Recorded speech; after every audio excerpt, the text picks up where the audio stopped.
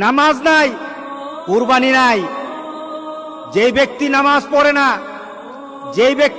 পড়ে না, কুরবানি তার কোনো সফলতা আনবে না, কুরবানি তার জন্য সফলতা বয়ে আনবে না। নামাজ নাই, কুরবানি হবে না তার, নামাজ ছাড়া কুরবানি হবে না। এটাই ধারাবাহিকতা। ইন্না আতাইনাকাল কাউসার ফাসাল্লি লিরাব্বিকা ওয়ানহার। নামাজ আগে, কুরবানি পরে। আর আমাদের সমাজে এমন মানুষ আছে নামাজ পড়ে না, কিন্তু লক্ষ লক্ষ টাকা দামের কুরবানি ছাড়ে না। তার মানে কি?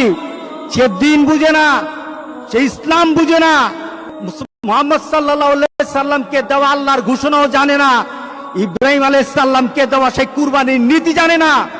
এই কুরবানি তার জন্য কোনো সফলতা বয়ে আনবে না। সুতরাং যারা কুরবানি দিচ্ছেন